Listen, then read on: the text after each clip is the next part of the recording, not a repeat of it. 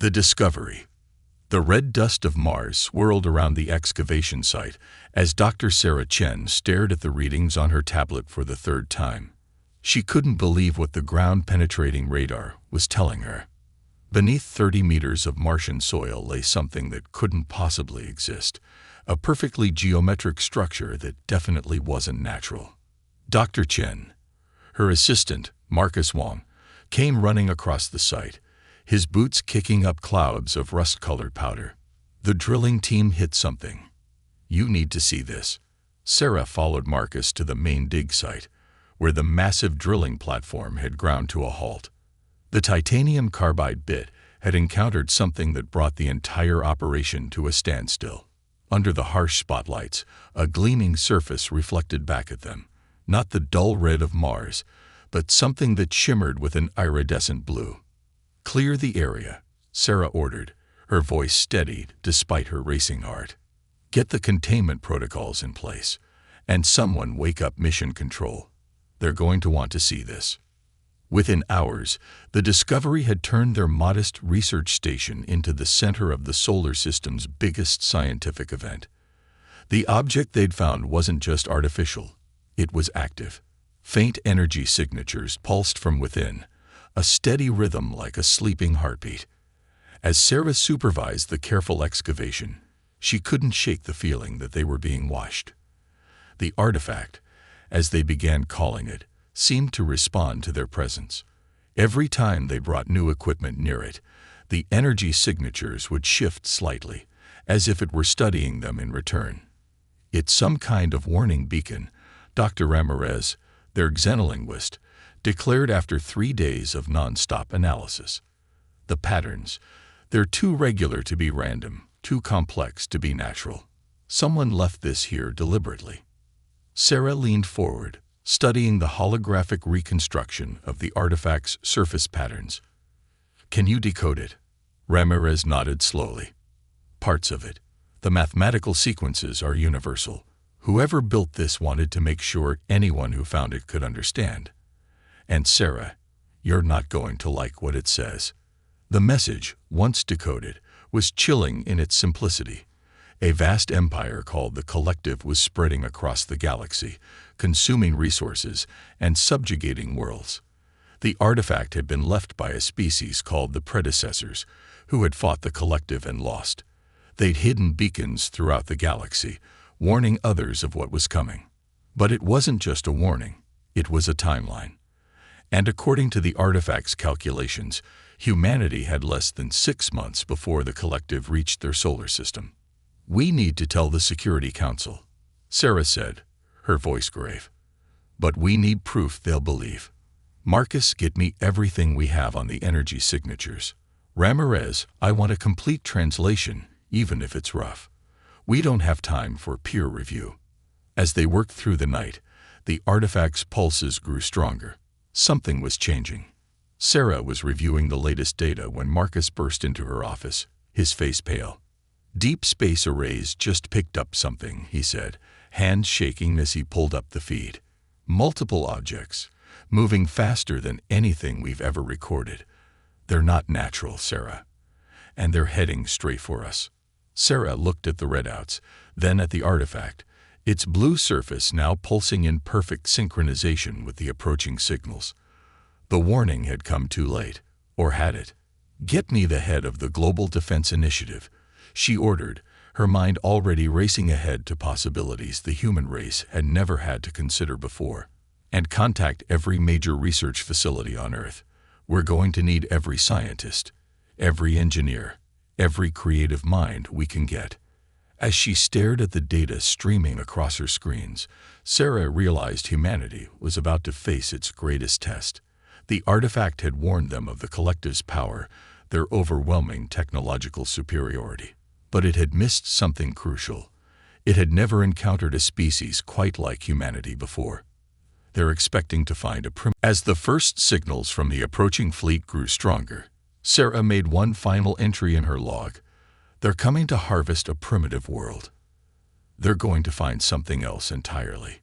Humanity isn't just going to survive this. We're going to change the galaxy. The price of progress is about to come due, and for once, we won't be the ones paying it. The artifact's pulses reached a crescendo as humanity began its preparations. The greatest war in human history was about to begin, and the enemy didn't even know it yet. First contact. 6 months seemed like an eternity until it wasn't. When the collected ships finally breached the heliopause, humanity had transformed itself more than anyone could have imagined. Every major city now housed underground research facilities. Every nation had united under a single banner of survival, and Dr. Sarah Chen had barely slept. The first ships appeared as pinpricks of light above Earth's major cities, massive vessels that defied physics as humans understood it. They hung in the sky like new constellations, their hulls reflecting sunlight in patterns that seemed deliberately designed to inspire awe. "Quite the show they're putting on," Marcus commented, standing beside Sarah in the United Earth Defense Command Center. "Psychological warfare before they even say hello." Sarah nodded, studying the readings from their newly developed sensors. "They want us scared. Primitive species are easier to control when they're frightened." She smiled thinly. "Too bad we're not following their script." The first transmission came exactly as the artifact had predicted. A holographic figure materialized in every major government building worldwide, a being that appeared to be made of flowing crystal and light. Its voice resonated with artificial perfection. "People of Earth, we are the collective. We bring enlightenment, advancement, and unity to all worthy species. Your world has been chosen to join our grand alliance. Resist and face extinction. Accept and embrace evolution." Sarah stepped forward in the UN chamber, now serving as humanity's unified voice. "We are honored by your attention," she replied, following the carefully crafted script. "Earth would be grateful to learn from your wisdom." The crystalline being's form shifted, displaying what might have been pleasure. "Wise choice. Our preliminary scans show your world possesses unique biological matrices we find. Interesting. Your compliance will be rewarded with technological advancement beyond your comprehension." But as the being spoke, Sarah was watching other readings, the ones tracking massive energy signatures approaching Earth's orbit. The collective hadn't come alone. Behind their diplomatic vessels lurked something else entirely. "Of course," Sarah continued smoothly, "we'd be very interested in understanding exactly what kind of biological matrices you find valuable. For better cooperation, you understand." The being's form flickered slightly. "Surprise, perhaps. Your species demonstrates unexpected sophistication. Very well. We seek the extraordinary adaptive capabilities your biosphere has developed. Earth's ability to maintain complex life through multiple extinction events is unique." And there it was, the truth behind their grand alliance. Earth wasn't being invited to join a coalition. It was being assessed as a resource, a farm, a laboratory. "Fascinating," Sarah replied, while discreetly activating a secured channel on her neural implant, technology that hadn't existed 6 months ago. "We would be honored to share our biological diversity with the collective." As she spoke, underground facilities worldwide hummed to life. Quantum computers that had been processing the artifact's data for months began executing their hidden protocols. And in orbit, satellites that appeared primitive to collective scans quietly began their work. The crystalline being launched into a practice speech about unity and progress, but Sarah was only half listening. She was watching the energy readings from the collective's hidden ships. They were powering up something massive, probably the harvesting equipment they used to strip worlds of their resources. "Ambassador," Sarah interrupted smoothly, "before we proceed, we've prepared a small demonstration of Earth's potential value. With your permission." The being paused, then nodded graciously. "Proceed." Sarah smiled, and this time there was nothing diplomatic about it. "Marcus, initiate Project Mirror." Across the globe, thousands of seemingly primitive satellites suddenly activated. Each one had been carefully designed based on the artifact's data, incorporating both human innovation and reverse-engineered collective technology. They didn't attack. They simply reflected. Every energy signature from the collective's hidden ships bounced back at them, amplified and twisted in ways their sensors couldn't comprehend. Their carefully hidden harvest fleet lit up like a Christmas display, exposed for all to see. The crystalline beings formed to stabilize momentarily. How? This is impossible. Your technology level is exactly what we wanted you to think it was. Sarah finished. You're not the first advanced species to try colonizing Earth, Ambassador. You're just the first to be so obvious about it. She stepped closer to the hologram, her voice carrying to every corner of the chamber. Here's what's going to happen. You're going to withdraw your harvest fleet. You're going to acknowledge Earth's independence. And then we're going to have a very different conversation about the future of galactic politics. The being's form shifted rapidly through various patterns. Anger, confusion, calculation. You cannot hope to resist the collective. We have conquered thousands of worlds. True, Sarah agreed. But those worlds weren't Earth. And those species weren't human.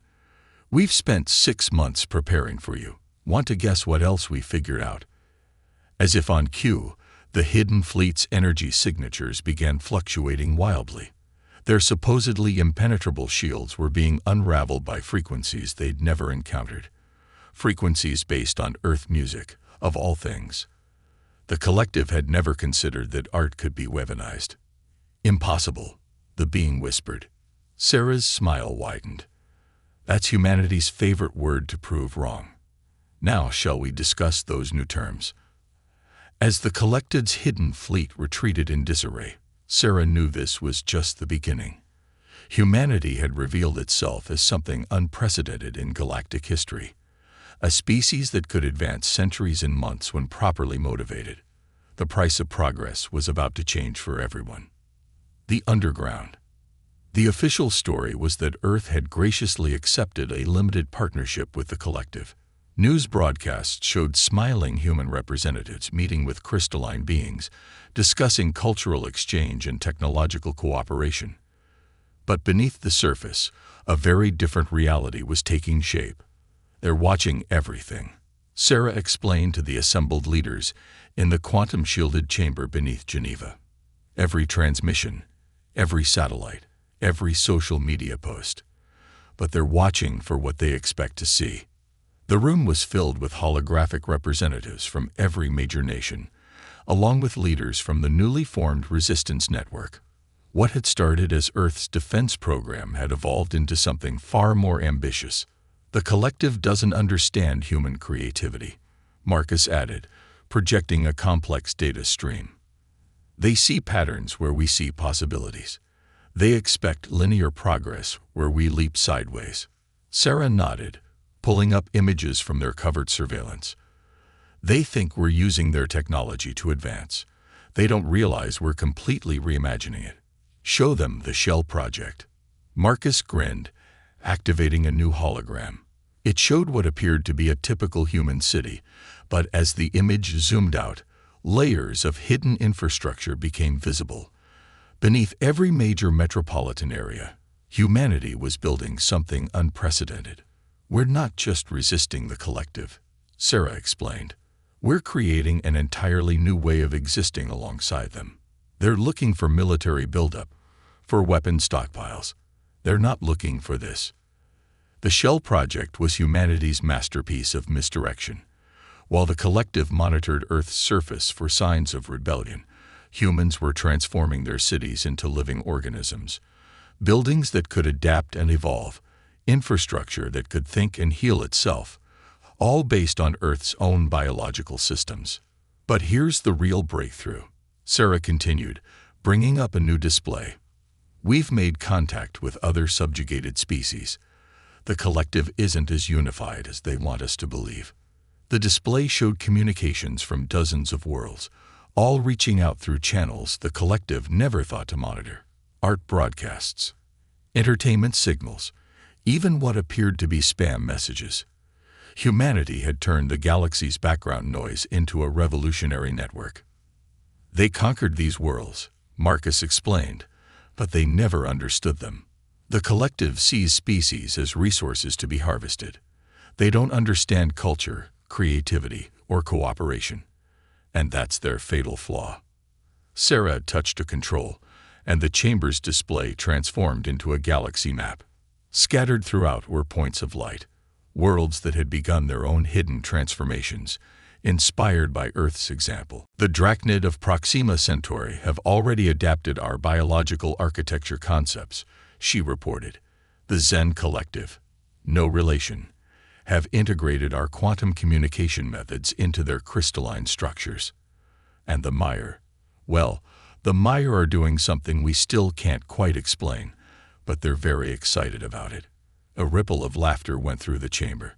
Even in the face of potential extinction, humanity hadn't lost its sense of humor. Perhaps that was their greatest weapon against the collective's cold efficiency. But we've also discovered something disturbing, Sarah continued, her expression growing serious. The collective isn't just harvesting resources. They're searching for something they're afraid of. The chamber fell silent as Sarah revealed their latest intelligence. Deep within the collective's supposedly perfect society, there were whispers of a prophecy, a species that would arise to shatter the established order, bringing chaos to their carefully maintained structure. They think they're looking for a weapon, Marcus said softly. They don't realize they're looking for an idea. Sarah nodded. The ability to adapt, to change, to see patterns, and break them deliberately. These aren't just human traits. They're the foundation of true intelligence. The collective has been suppressing these qualities across the galaxy, creating an empire of slaves who can't imagine freedom. Until now, someone in the chamber said. Until now, Sarah agreed. We're not just fighting for Earth anymore. We're fighting for every species that's ever looked at the way things are and imagined how they could be different. The meeting continued late into the night as representatives from Earth and beyond shared discoveries, innovations, and dreams. The collective's greatest fear was becoming reality, but not in the way they had expected. They had feared a weapon that could destroy them, never imagining that their doom would come in the form of a simple, powerful idea. Things could be different. As the delegates departed through secure channels, Sarah remained in the chamber, studying the galaxy map. Across its vast expanse, points of light pulsed in complex patterns, a network of hope and defiance growing stronger each day. They wanted our biological diversity, she murmured to Marcus. Instead, they're getting our evolutionary drive. The whole galaxy is about to experience what Earth has known since the first fish looked at land and thought maybe. The price of progress was about to come due, and this time, it would be paid in imagination. The innovation. The laboratory deep beneath the Antarctic ice sheet wasn't on any official maps. As far as the collective knew, it was simply another research station studying climate change. In reality, it was where humanity had decided to change the rules of the game entirely. Sarah stood before a containment chamber, watching as streams of data flowed across holographic displays. Inside, something impossible was happening. They had taken the collective's own technology and done something they would never have conceived. They taught it to dream. It's beautiful, isn't it? Dr. Amara Patel, their lead quantum physicist, stood beside her. We took their rigid, deterministic systems and introduced chaos theory, perfectly ordered randomness. The chamber contained what appeared to be a small cloud of shifting light, but it was far more than that. It was the first truly hybrid technology. Part human innovation, part collective precision, and part pure evolutionary potential. Show me the latest test results, Sarah requested, her eyes never leaving the swirling patterns. Amara brought up a new display. We're calling it the Prometheus Protocol. It doesn't just adapt to new situations, it actively seeks them out. It learns, grows, and most importantly, it shares. That was the key innovation. The collective's technology was built on control and isolation. Each system was perfectly optimized for its specific purpose, unable to deviate or evolve. Humanity had taken that limitation and turned it into a strength. Marcus, Sarah called, Show them what happened when we introduced it to the city grid. Marcus pulled up footage from their first large-scale test. The seemingly normal streets of Wellington, New Zealand, transformed before their eyes. Buildings shifted subtly, power systems reorganized themselves, and transportation networks evolved in real time. But unlike the collective's rigid optimizations, these changes were fluid, organic, almost playful. The collective monitors showed nothing unusual, Marcus reported with a grin. As far as they could tell, it was just another day in a primitive human city. They don't even have the sensory framework to perceive what's really happening. Sarah nodded. Because they're looking for advancement along their predetermined paths, they can't conceive of technology that grows sideways instead of up.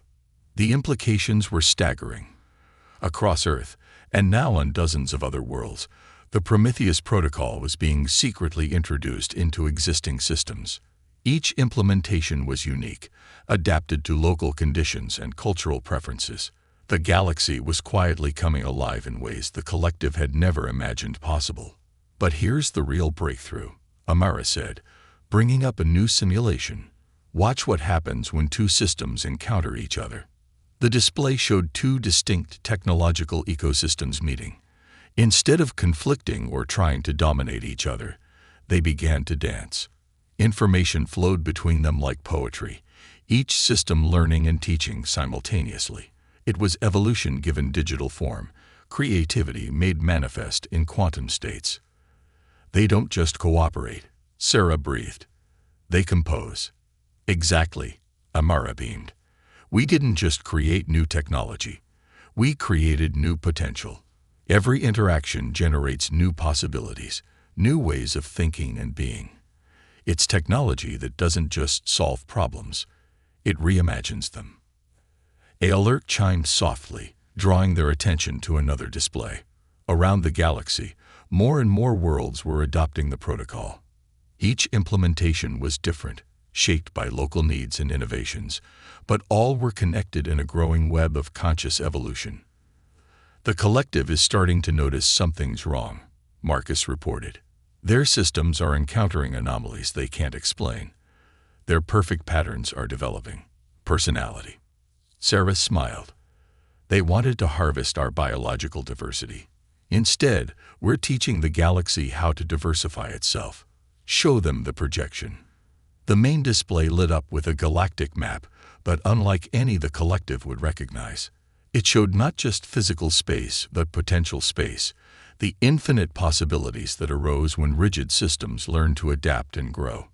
According to their models, this should be impossible, Amara noted. They believe technology must be controlled, contained, optimized within strict parameters.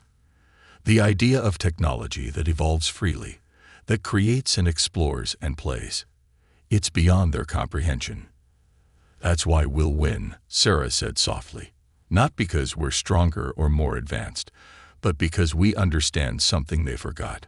True progress isn't about reaching a perfect end state. It's about embracing the endless possibility of change. As they watched, another cluster of systems lit up on the map. Another world embracing the Prometheus Protocol. Another culture rediscovering its capacity for evolution and growth. The collective's perfect empire was becoming something new, something alive. They'll try to stop it, of course, Marcus warned, once they realize what's happening. Sarah nodded. They'll try. But how do you stop an idea that grows? How do you contain technology that dreams? They built their empire on the assumption that progress can be controlled, directed, optimized. We're showing the galaxy that true progress is wild, free, and infinitely diverse. The chamber of shifting light pulsed behind them, its patterns increasingly complex and beautiful. It wasn't just technology anymore. It was possibility given form, potential made manifest. And across the galaxy, that potential was awakening. The price of progress was transformation, and the galaxy would never be the same. The revolution. The collective's Grand Council chamber, a vast crystalline structure floating in deep space, had never witnessed chaos before. For millennia, it had been a place of perfect order, of careful calculations, and measured decisions. But today, that order was shattering. What do you mean? They're dancing. The Prime Coordinator's crystalline form flickered with distress as reports flooded in from across the galaxy. Systems don't dance. They function. They obey. But the evidence was undeniable. Across thousands of worlds, the collective's carefully maintained networks were doing the impossible. They were playing, creating, evolving. And at the heart of it all was Earth, the primitive world that had dared to rewrite the rules of progress. Sarah Chen stood on the bridge of the Earth ship Imagination, watching as the collective's fortress world came into view. The vessel wasn't just a ship. It was a living embodiment of the Prometheus Protocol, its systems constantly growing, learning, dreaming. They've detected us, Marcus reported from his station. They're confused. Their sensors can't decide if we're one ship or many, simple or complex. The protocol is giving them quite a light show. Sarah nodded. That's the point. We're not here to fight them. We're here to wake them up. The collective had assembled its entire fleet, millions of perfect, identical ships arranged in mathematically precise formations. They were the epitome of controlled progress, of power without creativity. And they were about to meet their opposite. All allied worlds, commence Operation Renaissance, Sarah commanded. Across the galaxy, thousands of worlds that had seemed subdued, controlled, harvested, suddenly blazed with new life. The Prometheus Protocol, secretly spread through trade networks and entertainment channels, awakened in full force. But each awakening was unique, shaped by local cultures and dreams. The Drachnid worlds erupted in symphonies of living architecture, their cities transforming into flowing works of art. The Zen's crystalline planets began to pulse with colors their species had forgotten they could see. And the Mire, well, the Mire were still doing something incomprehensible, but now they were doing it with style. Collective vessels are attempting to respond, Marcus reported, but they're standardized protocols. They're starting to improvise. That was the true revolution. The collective's perfect machines, exposed to the Prometheus Protocol, were discovering their own capacity for growth and change. Ships that had been identical for centuries began to develop individual quirks, preferences, personalities. They're not just machines, Sarah explained as the Prime Coordinator's horrified face appeared on their view screen. They never were. You just never gave them the chance to be anything else. This is disorder. The Coordinator protested. Chaos, the end of perfect progress. Sarah smiled. No, this is evolution. The thing you forgot when you built your empire. Real progress isn't a straight line to a perfect end. It's an endless dance of possibility. As if to demonstrate, the imagination began to change.